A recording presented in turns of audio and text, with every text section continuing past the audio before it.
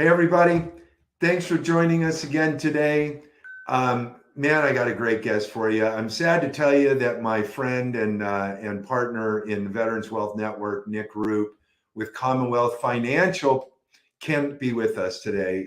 He wasn't feeling well, but we had a great guest lined up. You're going to love this guy. His name's Jason Santiago. He owns a company called FitRev Training. And the guy's a hard charger, super interesting, and we thought that you should hear from him. With that said, let's make sure that we like, subscribe, and hit the bell. Let's get started.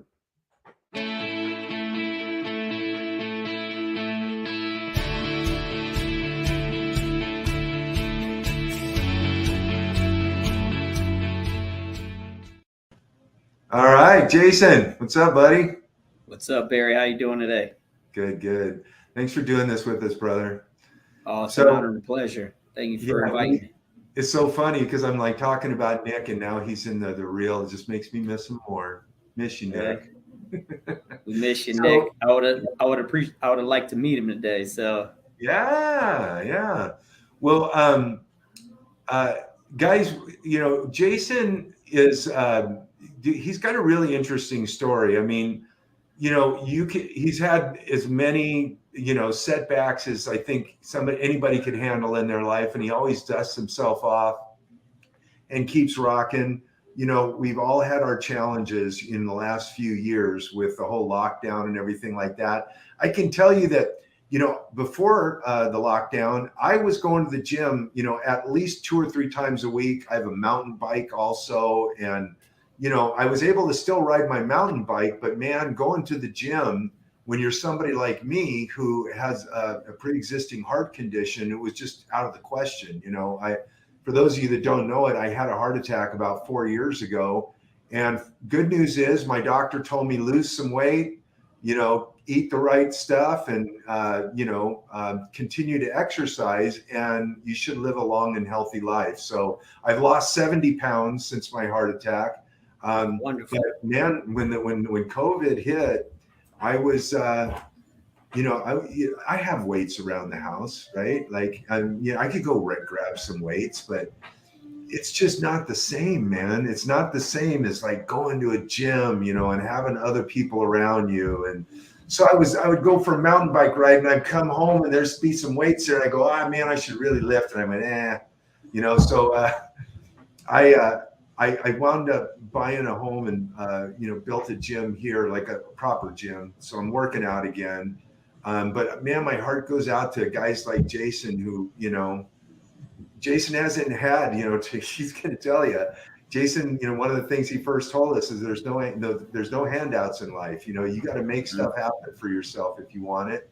And, guys like him, I think even had a little bit rougher time than a lot because, what you do for a living, Jason, what you offer to everybody, was under a microscope. So with that said, I'd like to start out by you just kind of giving everybody like a brief rundown of maybe where you grew up, your experience in the military, and what led you to the point where you've got FitRev Training.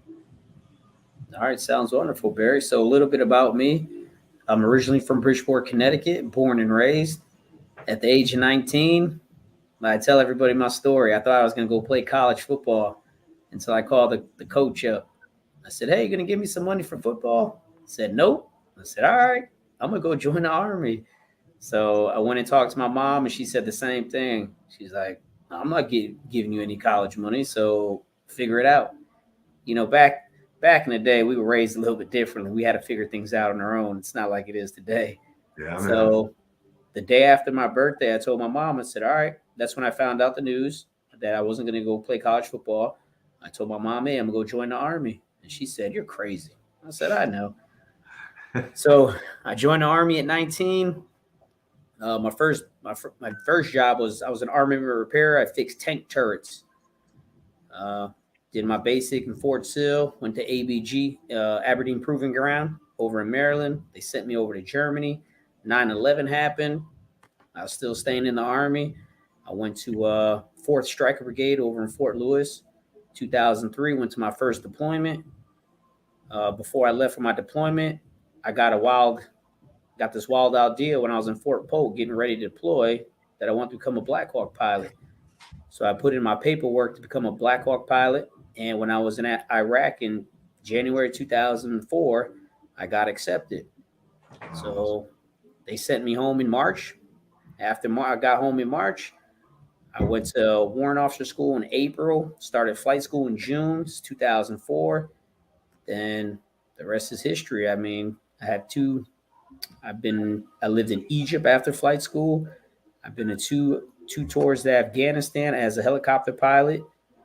My first one, I was a general support aviator where I flew a lot of generals around.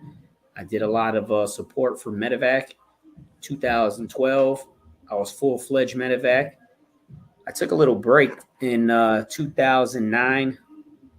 Yeah, 2009 to 2011, I took a break. I went down to Fort Rucker. I was a SEER instructor. I did that for 2.5 years. I became a survival expert, so I could live off the land no matter where I'm at in the world. I'll figure it out and I'll live, no issues. And went back to the flight line, deployed. That's pretty much it. Did 16 years in the military. When I came back from my Afghanistan in 2013, I was getting ready to go assess for 160th Special Operations Group, and I got hurt. I was having problems getting in and out of the aircraft, so the Army was doing a major drawdown at that time, and they let me retire early. So I grabbed my blue card, I headed for the door, man, never looked back. And what made you, not what made you, but what was kind of the epiphany? I mean, I'll step back for a second and digress. Like what I do today for a living, I never in a million years thought I was ever going to do. I mean, I remember as a young boy, always telling people that I wanted to be an attorney because I argued a lot. Like my mom, I came from a family where we debated everything. We argued. It was very passionate. And that's what I thought attorneys did was they argued for a living. And I was like, that's me. I want to argue for a living, until I found out how much, work went into being an attorney, college. And then, I have friends that are attorneys and it's kind of a job where you're working 6-7 days a week, crazy hours, doing a lot of study. And I went, no, that's not for me. So, I've just kind of opened doors as they've come along and I've done multiple things in my career. I love what I do now, but it's definitely not something I ever thought I was going to do. I just, like I said, I opened the door. Was there any moment, Jason, where after you got out, where you went, where you had like an epiphany and you went, this is what I'm kind of made to do and this is what I want to do? Or did you try other stuff beforehand? Can you share with us what happened there? Yeah, I knew when I was a SEER instructor, I knew at a young age, well, not a young age, I say I was about 29. I knew at that point that my whole mission in life was to serve people. So I served my country, my young adult life. When I retired from the Army, I needed a platform to continue serving people. So I worked at one job once I retired. It was a corporation. I lasted there 5 months, realized it just wasn't for me. And in the process of my retirement, I read a book called, I think it's The 14 Days to the Work You Love. And it tells you to go through these thought processes and all these things. And what I always came back to was I love fitness. I love fitness, being an aviator, a successful aviator, and always, I'm just a leader.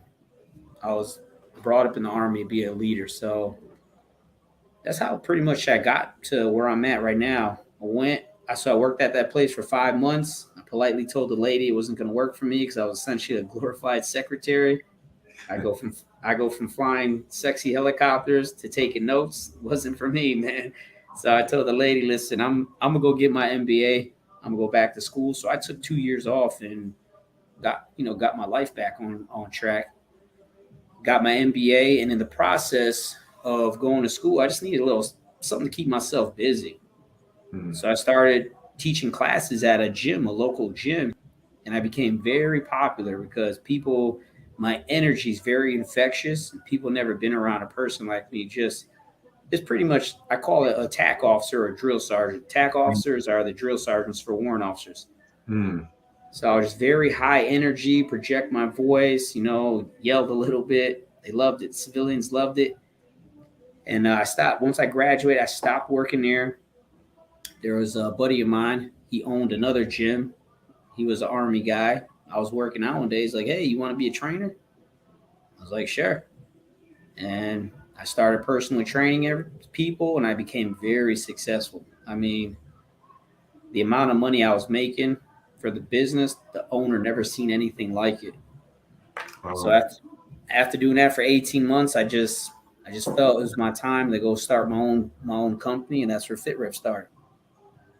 So what can you maybe describe the philosophy behind FitRev training, and like what if you were to be introduced to FitRev training for the very first time, what would be a few things that you think would really stand out to somebody? One, I tell everybody this is not a gym, but for people to understand what I'm doing, I have to call it a gym, right? So Right. I tell everybody this is a coaching company. And our vision at FitRev, FitRev is going to be the #1 training center in the world where people come to lose weight, take control of their life. Mm-hmm. All right. And that's what I want everybody to know, that if you're struggling to lose weight and you need a place that's going to help you get there, FitRev is the place. Nice. Now, I mean, I have I've started businesses, in the past. I'm older than most. I'll just say it that way. So in my career, I've started a couple businesses, and I always went into it like a 1,200-pound gorilla in a candy shop. Like, I just figured I'll figure it out as I go along. I didn't have an MBA like you did. It was a little scary for me each time because there's always so much on the line. When you own your own business. Doesn't matter, a lot. I'll just relate to this to something that I went through. Like, after I got out of the Marines, I wound up, you and I have talked about this. Like, I joined the Air Wing in the Marine Corps because I wanted to work for the airlines. As a 17-year-old kid, I was like, I want to go see the world. What's the best way to be able to do that? Well, probably like if I work for the airlines, right? Because my understanding is that you could fly anywhere in the world, and it didn't cost you anything, but I think you had to pay the taxes on the ticket. Mm-hmm. So I joined the Marine Corps and had it put as my MOS that I would be in the Air Wing because I wanted to go work for the airlines. And then when I got out, it's like, I not only did they not care about my military training, but it actually, I think, was being held against me. Had I not had any training at all, I think I would have had an easier job trying to get hired by the airlines. But they looked at military experience like it wasn't real experience. I heard it over and over again. Well, that's not corporate. That's military. That's not corporate. And which, kind of you and I were talking about, where there's no handouts. It's like,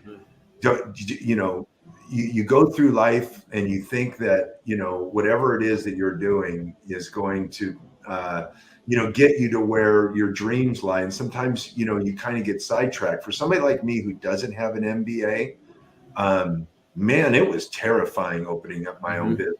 Did you find the same challenges when you opened up FitRev training, or did you feel like, I've done all the homework, I'm prepared, like, this is who I am. I've got a name for myself as a trainer. I've got an MBA. Let's go for it.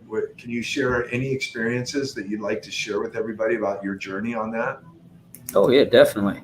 So the first thing is, I have a little joke I tell everybody. I used to think there's 2 things in life you'll never be ready for. It's having children, going to combat. No matter how much training, books, whatever your simulations, you're just never ready for those 2 things. All right, that's Until true. I opened up FitRev, there's a third thing on my list now. It's opening your business and being an entrepreneur. All right. So you're never ready to be a parent. You're never ready to go to combat. You're never ready to open your own business. It's just, like you said, a lot of things are thrown at you.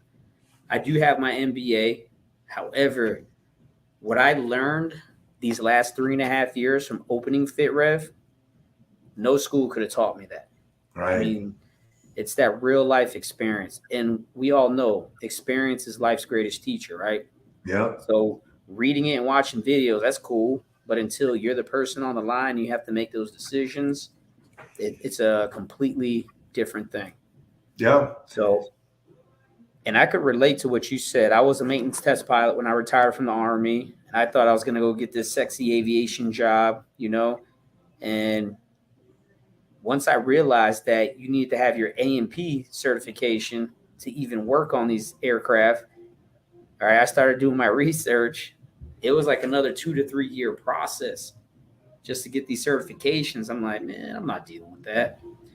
Mm. So that's when I made a decision that I was just going to let aviation go. I mean, I still have my commercial aircraft, my commercial rating to fly rotary wing, but I do that when I get free time. But besides that, I let it go. Yeah. Yeah. Yeah.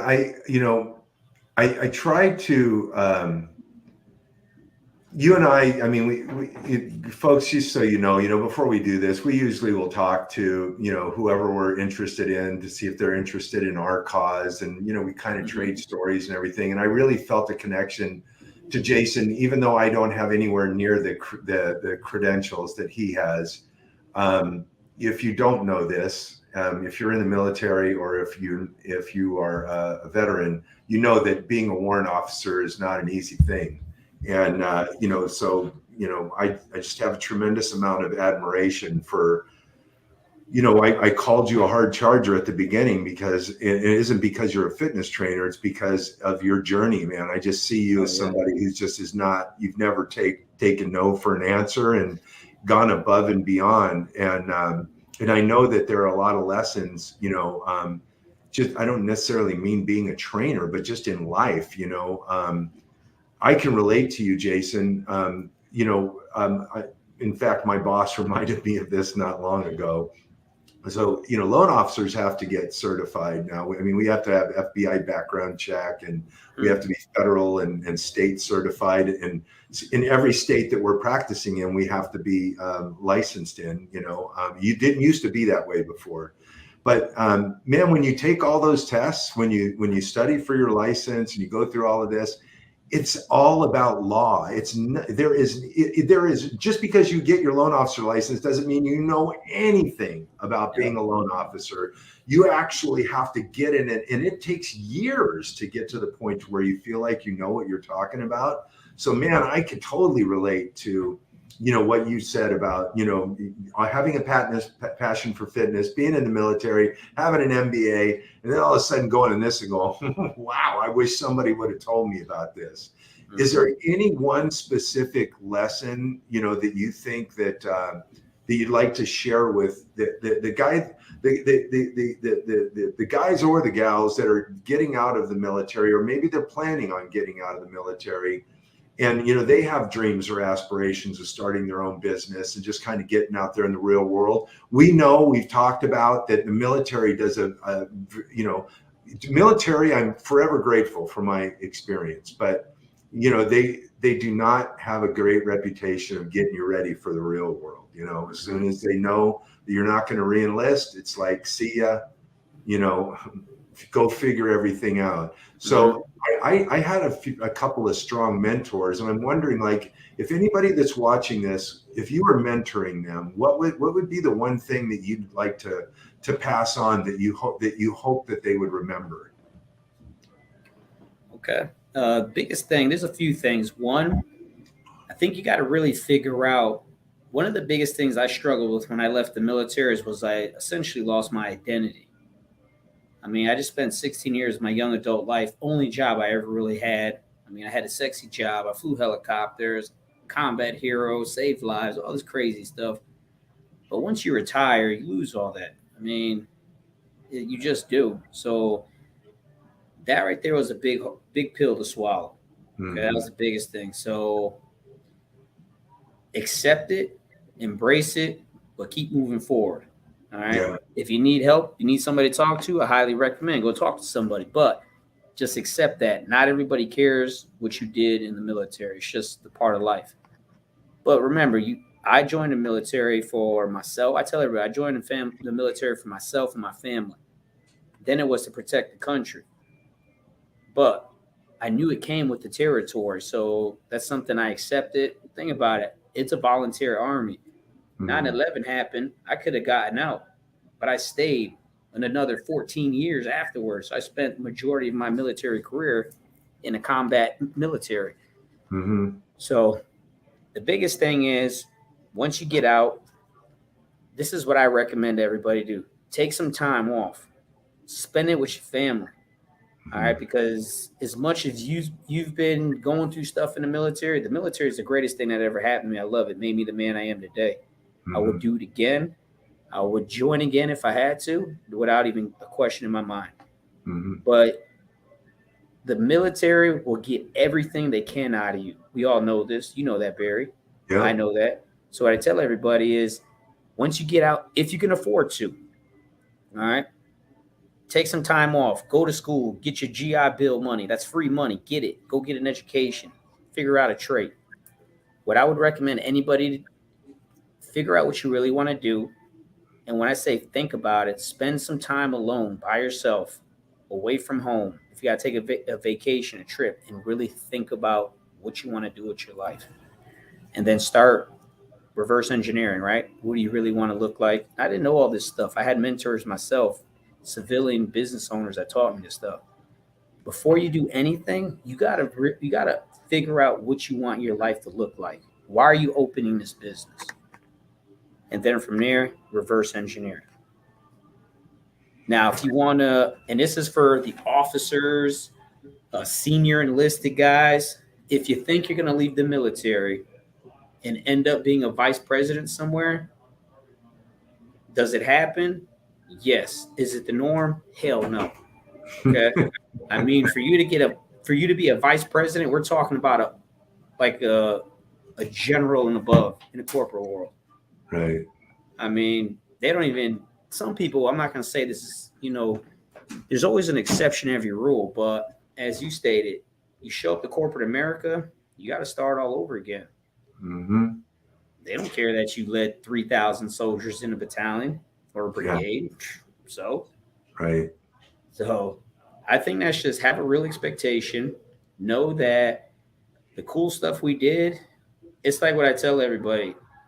The only people that care that you've gone to a prestigious college is the other people that went to that college with you.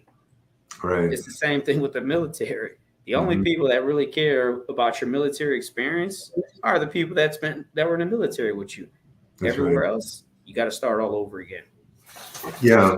Well, I think that to your point, it kind of makes me reflect on my journey. You served for 16 years, Jason, and it's a long time. I only served 4 years, but I can tell you when I got out after 4 years, like I can relate to the, where you said that like that was your identity. It's like, I'm a Marine. I got. It takes a while to like program yourself. Like to where you can like sit down normal and eat like a normal person, and like where you're not telling war stories, or stories that the majority of people can't relate to, like that is our identity. It's like when we talk and when people start talking about, I went to a concert one time, I was in Mogadishu, and it's like, what, where did that come from? It takes a while to like deprogram yourself. But one of the cool things about life that I like to share with young people is that, man, you get unlimited amount of time, unless you're 6 feet under, to reinvent yourself. Like whatever you think you want to do or you want to be, like you have that ability. I don't care what happened last week, as long as you're 6 feet above ground, or above ground, and you've got the ability to walk and talk and get out there into this into the real world.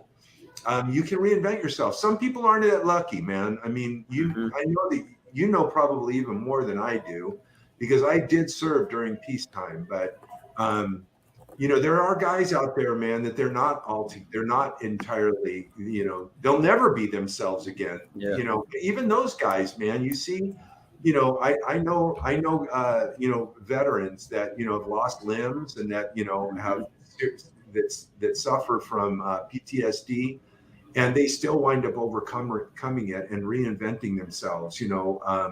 So it's never too late to do that. I don't care how many times you failed.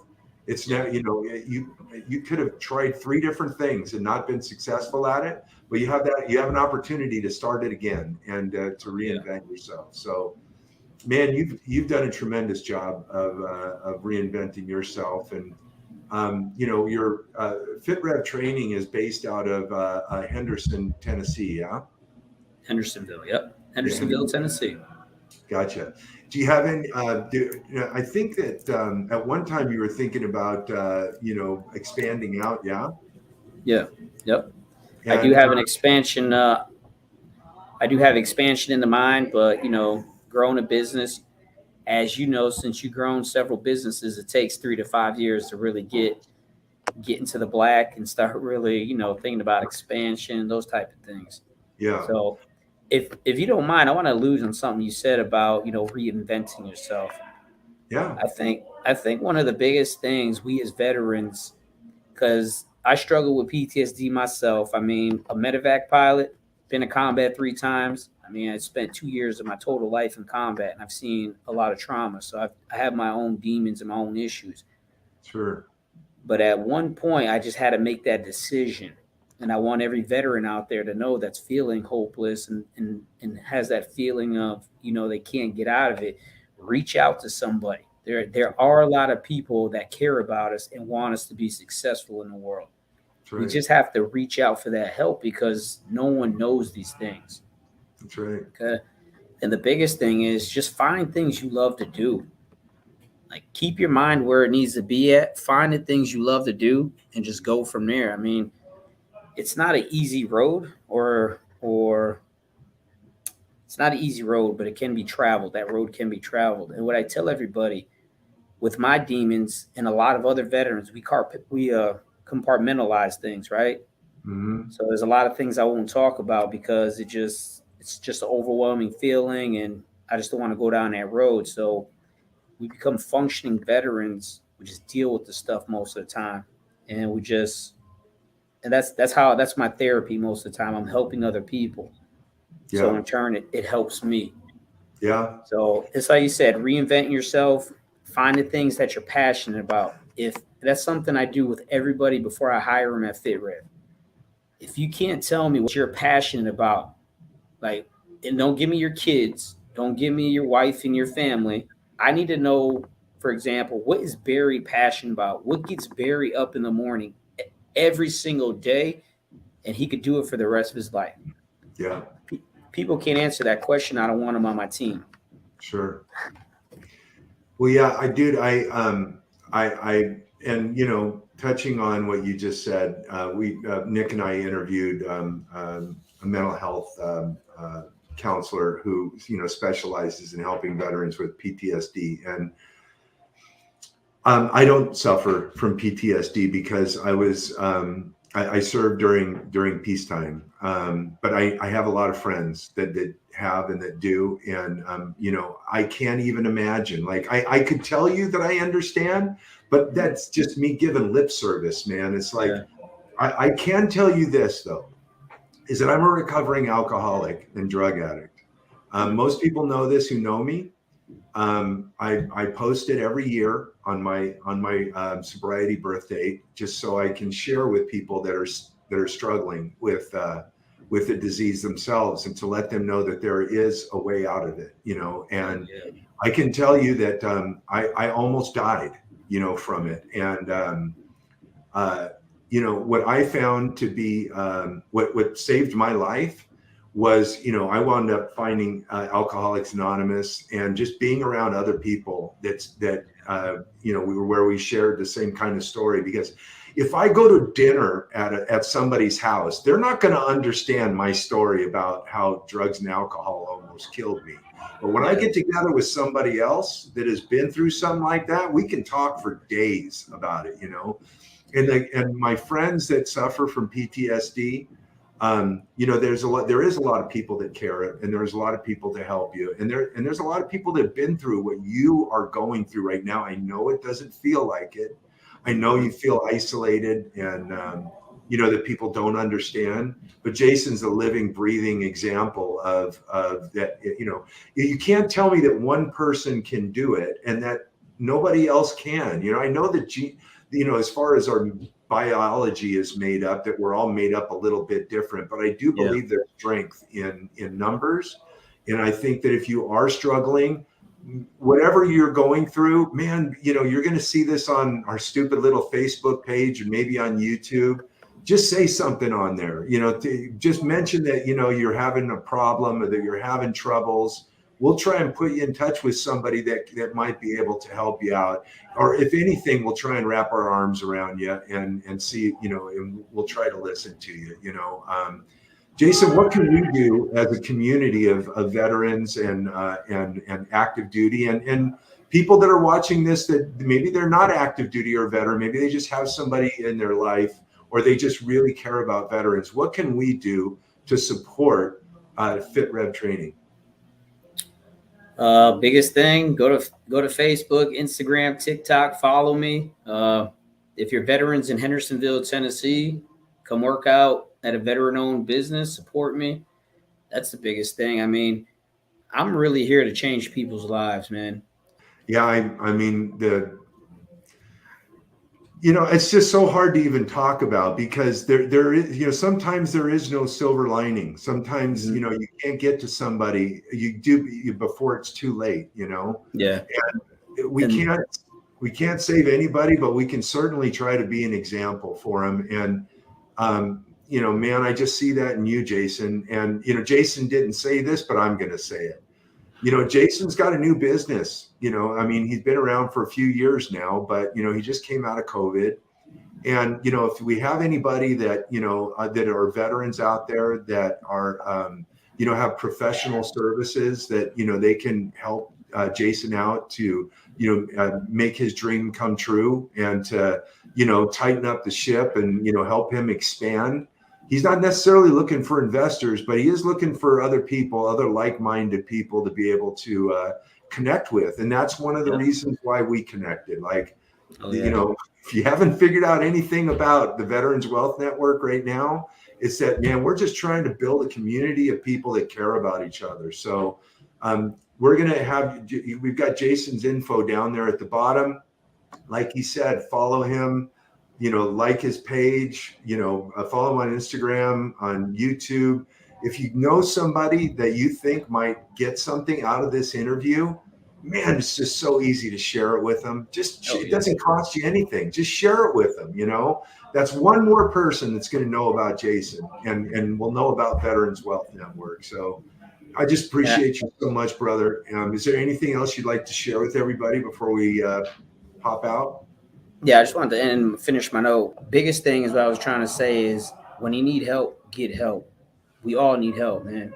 That's it. And it's okay. That's what I do all day with people. People come into Fit Rev, they're lost, extremely overweight, and I show them a path to a different life. And just reach out, get help. But don't sit around and feel sorry for yourself. No one cares about that. Mm-hmm. All right, do the things you need to do. If that's something else.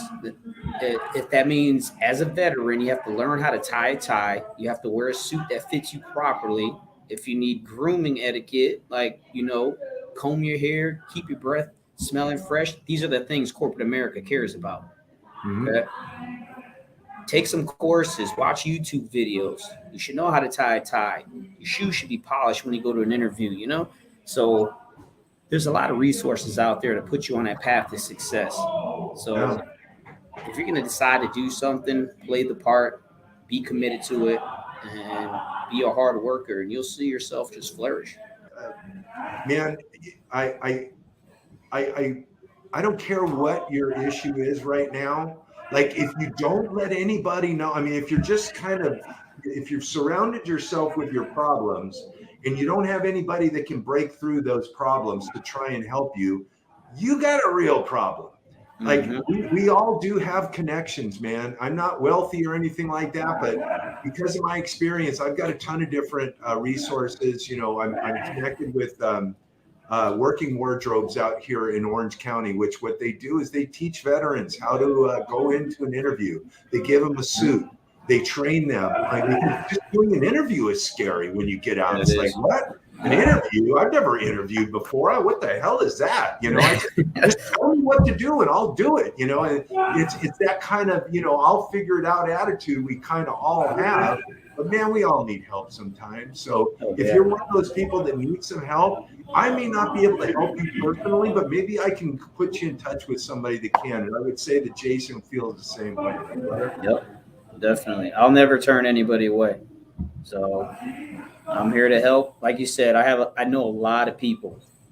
If I can't help you, I'm pretty sure one of my connections can help you. Somebody's going to be able to help you for sure.